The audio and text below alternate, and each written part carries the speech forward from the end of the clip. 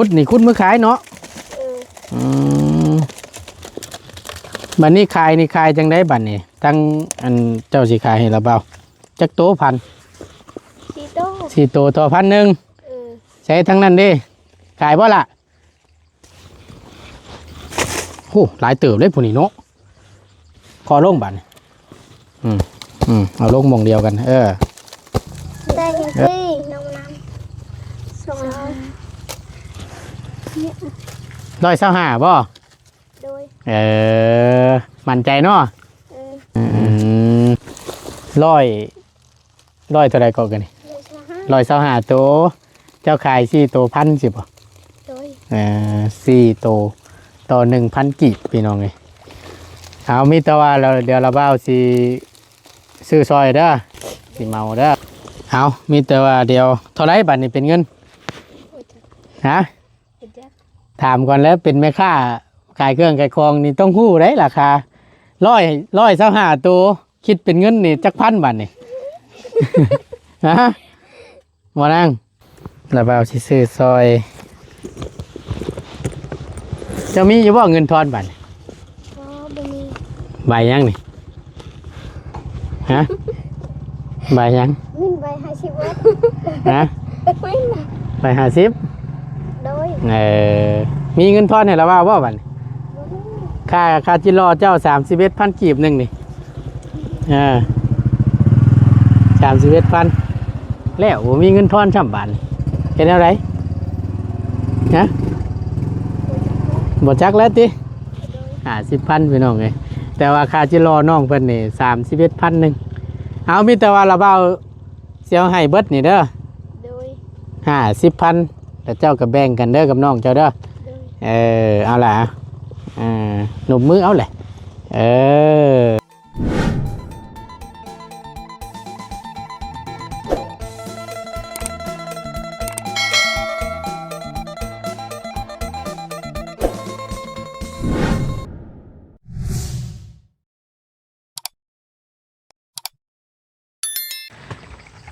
มาพี่น้องเอ้ยมาต่อกันบัดนี้หลังจากที่ทั้งโมตูนได้พากันเดินทางมาและมาพ่อทางอีหลาเพิ่นจักซีเมนยังหาบกระบุงค้อนกระตามาอยู่มาแต่ใช่ล่ะมาแต่พุ่นเจ้าของยังอ่ะนะฮะของยังเจ้าหาคุดยังคุณแมงจิรอได้ลายบ่ล่ะใช้เบิ้งหะมาเบิ้งดูเบิ้งหานั่งคือของใหญ่แท้โอ้ยเนาะมันหามองอยู่ก็มานั่งอยู่พี่ก็ได้นี่เบิ้งเนี่ยอ๋อมึงไหนไปน้องเลยมานั่งอยู่นี่ก็ได้มาโอเคนี่นั่งลงเดี๋ยวเราเบ้าสิซื้อซอยหรอกขายจังไดขายเท่าไรน่ะนั่งลงตะกู้ใช้พวกนั้นได้มามึงดูล่ะมาเบิ้งเราเบ้าสิเบิ้งสิซื้อซอยนี่หาไปขายนี่บ่หาไปขายบ่โรยล่ะวะไฟสิเนาะชื่อยังเจ้าน่ะชื่อบดชื่อน้องบดอายุจักปีอายุ13 ปี13โดยเลยบ่แล้วเนาะมันกับ่งามแล้ววะบุตรีได้พี่น้องบ้านนอกคอกหน้าจังซี่แหละเดี๋ยวประตูสีเซียนหามุมก่อนตั้งกล้องไว้ก่อนพอดีระว่างเดินทางกลับเดี๋ยวประตูสีเบิ่งก่อนขายจังได้เจ้าขายแต่ละเทื่อฮะบ่เคยขายน้องบดโดยแหละตั้งอีนางดิชื่อยังล่ะพอดีฮะชื่อพอดีชื่อพอดีโดยเหรอโดยนี่แหละได้เฮียนอยู่บ่พากันได้เฮียนอยู่บ่บ่ได้เฮียนช้ำคือบ่เฮียนบ่ลายบ่น้อยผู้ดีเนาะชื่อผู้ดีตั้งอีนางดิชื่อยังล่ะเจ้าน่ะบ่ชื่อจังไรเจ้าเอ้าถามชื่อกับหัวควันกันบาดนี่ชื่อยังเจ้าชื่อนางกี้เลยนางกี้ตายมีเตอกับบาดนี่ แต่ละคนนี่จักปีเจ้าจักปีนะ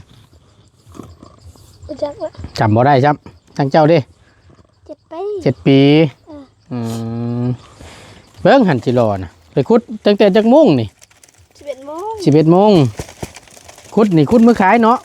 เออ อืมบัดนี้ขายนี่ขายจังได๋บัดนี้ทั้งอันเจ้าสิขายให้ละเบาจักโตพัน 4 โต 4 โตต่อ1,000 เออ ใช้ทั้งนั้นเด้ขายบ่ล่ะ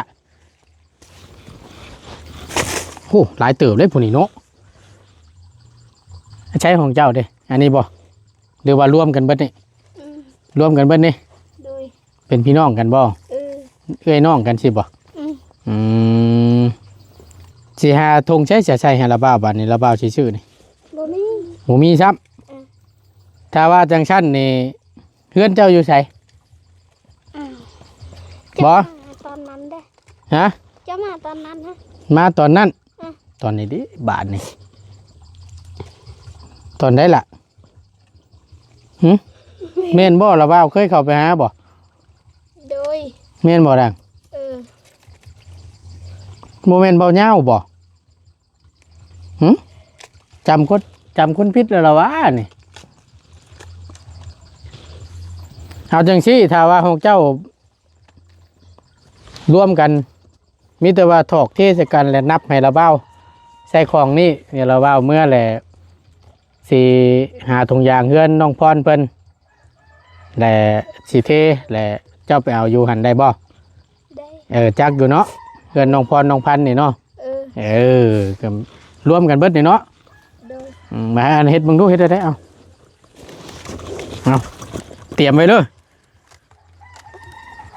บอสน้องเพิ่นไปคุดจิโร่เลยพี่น้องน่ะโอ้ยเอาเด้อฮึบขอลงบัดนี่เอาลงหม่องเดียวกันเบิดแล้วบ่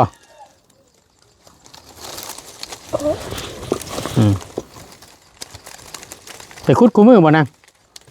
บ่ไปเด้ เบิดแล้วบ่นับเบิ่งห้องเฉยโอเคอึ๊บไม่ละปิดไว้นี่มืองุ้มไว้บ่เนี่ยเบิ่งหะมีเหลือจักตัวอยู่หั่น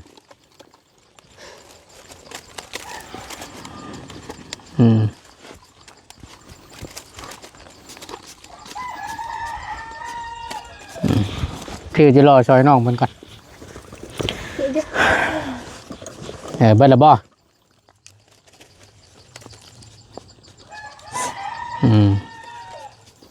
โอเคเรานับบัดนี่ปิดของตัวนั้นไว้นับเบิ่งว่ามันได้จักตัวนับเบิ่งเจ้าผู้หนึ่งปิดไว้ผู้ใดนับคิวหนึ่งนับหลังๆรถ2 3 4 เอากราบทักทายสบายดีและสวัสดีเด้อพี่น้องเด้อสบายดีกันเบิดสุขุสุขคนเนาะพบเจอกันในระหว่างทางเนาะก็เห็นทั้งอีหล่าเพิ่น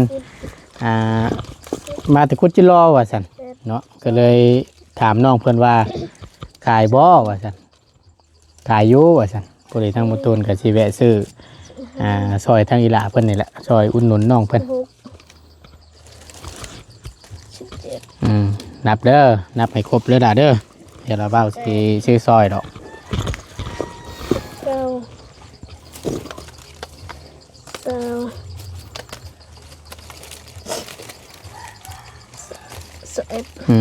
เจอน้ำกันเด้อผู้ใดทั้งหมดตูนกับผู้ละและมาแต่หน้าน้องกึผู้ใดไปเบิ่งเขาให้เพิ่นพี่น้องเลยกะเกี่ยวกะยังบ่ทันได้แล้วดอกเขาฮักเบิดเนาะจักสิได้จักชอบแล้วเราว่าปีนี้ก็รุ่นเบิ่งน้ำกันพี่น้องเลยได้ผู้ได้คนทาง FC เนาะกะเพิ่นก็อยากเห็นมือเกี่ยวเข่าน้องพร ให้บ่ตูนไปถ่ายคลิปให้เบิ่งนี่เด้อว่าซั่นอยากเห็นภาพบรรยากาศ 34 อ่าในช่วงเกี่ยวข้าวว่าซั่นเก็บเกี่ยวเนาะเขาให้ก็คือเห็นนั่นแหละพี่น้องเอ้ยสภาพป้าโตมันชุกลายแล้วห่วงมันหักนะแล้วมันก็ล่นไปน้ำแล้วเขามันก็ขึ้นตามหญ้ามันท่วมเขาหญ้ามันหลายกว่าว่าซั่นซะมันได้บ่งามปานใด 43 อืม 44 45 46 อืม 47 ฮอดจะบ่ลอยนี่เนาะ 48 49 50 50 โอเค นับ1ไม้รถ1อืม 2 เออ 3อุ้ย ครบมาละ 4 5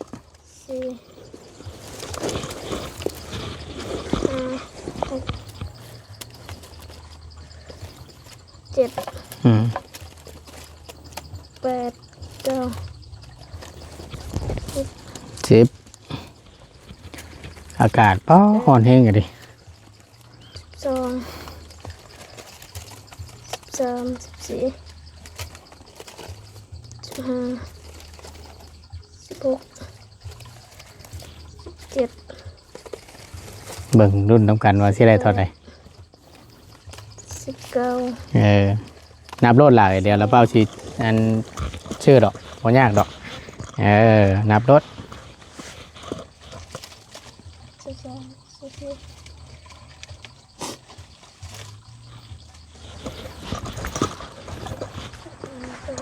อืมเดี๋ยวดิ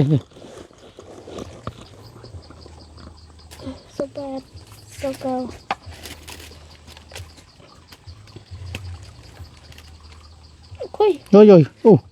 โอ้โดดห้องแกะ 30ติ31 อืม 32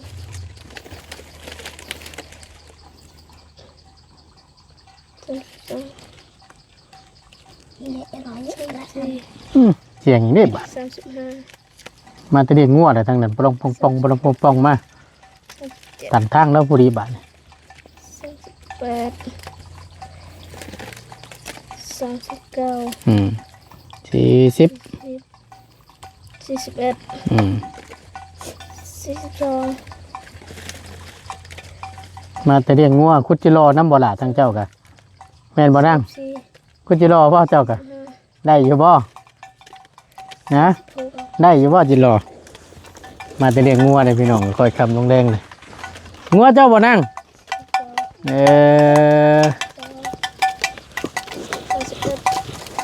ึ่งทำไมเช็คมันไปหนึ่งหนึ่ง นับ ส ไป องสาม อืม สี่ห้าหก อืม เจ็ดแปดเก้าสิบ ดู110ตัวเลยไรแม่นบ่ 12 เสียงรถเป็นมากบ่พี่น้องเลยพิดอยู่เนาะ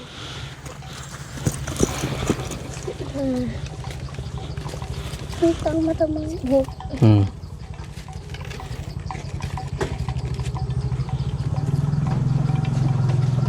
ได้เท่าไรล่ะ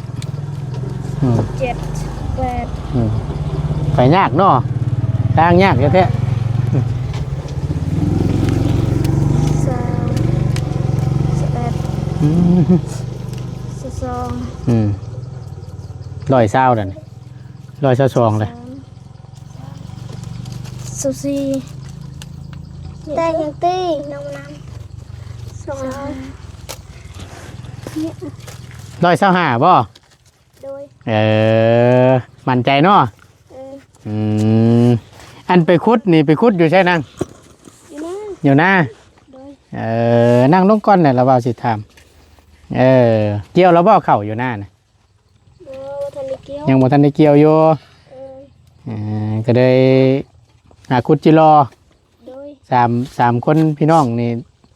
ความแห้งความใจกันไปก้นจิรอมาขาย โดย ตั้งใจสิขุดไปขายบ่หรือว่าสิขุดเมื่อกิน สิไปขาย ขุดไปขายอยู่เส้นละ อยู่บ้าน ขายอยู่บ้านนะ โดย เพิ่นมาซื้อบ่ โดย ร้อยเท่าไรก็กันนี่ เลยสหะ 125ตัวเจ้าขาย4ตัวพันสิบ่ โดย 4ตัวต่อ 1,000 กีบพี่น้องเอ้ยเอามีแต่ว่าเดี๋ยวเราบ่าวสิซื้อซอยเด้อสิเมาเด้อมื้อใดเราบ่าวเมื่อหรือว่าเราบ่าวสิสร้างได้บ่เราบ่าวซื้อบ่ตูนเด้อ โดย มื้อ มื้ออื่นก็สิไปเกี่ยวข้าวอยู่นา อื่นไปเกี่ยวข้าว โดย แล้วได้ซะคำว่านั่นน่ะก็เข้าบื้น โดย สมมุติว่าเราบ่าวอยากได้นี่เฮ็ดได้ได ไม่จักละ สิสั่งเอาน้ำได้อยู่บ่มีเวลาไปขุดในเราบ่าวอยู่บ่ บ่มี บ่มี โดย อยากได้เลยพี่น้องเอ้ยช่วงนี้คือเว้าหั่นแหละมันไข่แล้วบ่ล่ะไข่ ได้แล้ว มีตัวไข่ก็มีบ่ โดย มันได้เนาะ อืม เดือน10 11ได้พี่น้องเอ้ยนี่แหละเอามีแต่ว่าเดียวเท่าไรบัดนี้เป็นเงิน โอ้ยจัก ฮะ เป็นจัก ถามก่อนแล้วเป็นแม่ค้าขายเครื่องขายของนี่ต้องฮู้ได้ราคา125ตัวคิดเป็นเงินนี่จักพันบาทนี่ ฮะบ่นาง บ่เข้าใจนะ บ่เข้าใจ โดย 125ตัวเป็นเงินเท่าไรบาทนี่เอาเจ้าไปขายแต่ละเทื่อได้ซะ บ่เคย ขายแล้วได้ป่ะ no lại cái ấy đằng kia ấy no ฮะแบบไรก็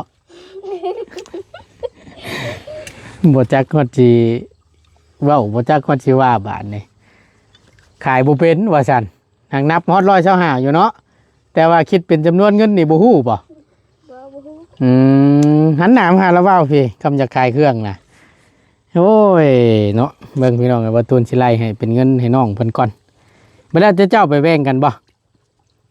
แบ่งกันบ่ đôi 125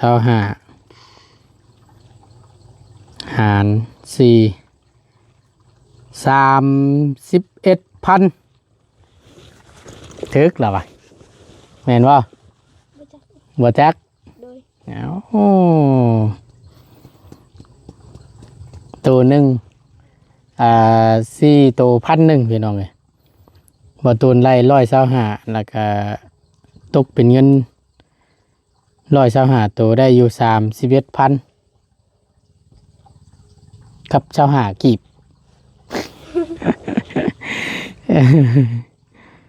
เบิ่งเด้อ4ตัว1,000 8ตัวก็2,000เนาะ16ตัวก็4,000เนาะ32ตัวเท่าไหร่ 8,000 แม่นบ่ đôi เอาไล่เบิ่งเจื้อๆเลยว่าไล่เบิ่งน้ำกันเลยเฮ้ยหากเราว่าวไล่ได้แล้วนี่นี่ 125หาร4นี่เห็นบ่ bỏ ta không có ฮะ tao đó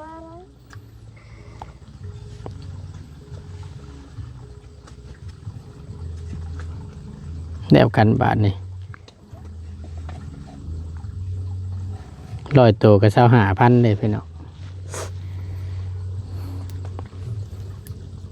ถึกเนาะ30 đôi เอากับมิเตอร์ระเบ้าสิซื้อซอยเด้อระเบ้าสิซื้อซอยเจะมีอยู่บ่เงินทอนบัตร có bên đi ใบยังนี่ฮะใบยัง mình vay 20 vết ฮะ mình ใบ50 đôi มีเงินทอนให้ระเบ้าบ่บัตรค่าจิรอเจ้า31,000กีบหนึงนี่31,000แล้วบ่มีเงินทอนช่ำบาทเป็นอะไรฮะบ่จักแล้วติ 50,000พี่น้องเอ้ยแต่ว่าค่าจิรอน้องเพิ่นนี่31,000นึงเอามีแต่ว่าระเบ้าเสียวให้เบิดนี่เด้อ đôi 50,000แต่เจ้าก็แบ่งกันเด้อกับน้องเจ้าเด้อ đôi เอาล่ะหนุบมือเอาแหละ เอออันชวนที่เรือนั่นเราเบ้าให้เจ้าแบ่งกันเด้อ โดย จิรอเจ้า30,000กีบหนึงเราเบ้าให้50เติมให้เลยเด้อขยันขันแข็งไงดีแล้วจักรู้จักทำมาหากินจักขุดจิรอไปค้าไปขายพอได้เงินเนาะ โดย ไปฉันมิตรว่าเราเบ้าสิถือเมื่อก่อนเด้อของนี่เด้อ โดย แล้วเจ้าไปเอาเด้อเฮือนเอ้ยพรเด้อ โดย เฮือนเอ้ยพรเอ้ยพันธุ์ผลเด้อสิจักอยู่ดอกเนาะซ้ำกันจักกับน้องพันธุ์นี่เจ้านี่จังปีกว่าจะบอกเมื่อกี้นี่ ซ้ เอ้ยซ้ำกันและรุ่นเดียวกันปะจ๊ะ ำรุ่นเดียวนั่นแหละ รุ่นเดียวบ่ โดย จังพอแล้วใส่ตามนั้นเด้อเดี๋ยวเราว่าสิไปปะไว้หั่นขอบใจได้หลายล่ะเด้อขอบใจเด้อสบายดีสิพากันไปใช้เมื่อบ่บัดนี่ โดย ได้ขายแล้วเนาะเฮ้ยเนาะ หรือว่าสิไปขุดต่อบ่ ไปรวมไหม ป้าเสียมจนร่อนบัดนี่ ว่าไป อืม ไปรวมเกือบ ไปเมื่อบาดนี่ เอ้ยน้องกันว่าซั่นใครอยู่ดอกซั่นพี่น้องเอ้ยเนาะแยกทั้งหมดตัวนี่ว่าเป็นคนละเจ้าหั่นน่ะพอดีแวะซื้อจิรออยู่ข้างทางซอยทางอีหล่าเพิ่นก่อนทางบ่ตูนก็ได้ช่วย31,000ดอกจิรอเพิ่นก็พอดีทางบ่ตูนก็ได้เอาให้น้องเพิ่นเลยหั่นนะตื่มให้เพิ่นเลยก็สิว่านี่นั่นแหละเอาก็พอดีบ่ตูนใส่ตะกร้ารถก่อน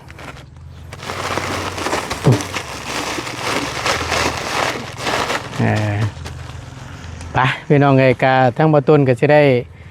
ขอลำลาและขอจบคลิปลงไว้เพียงสำนี้ก่อนเนาะก่อนอื่นก็ต้องขอบคุณขอบพบใจทางพ่อแม่พี่น้อง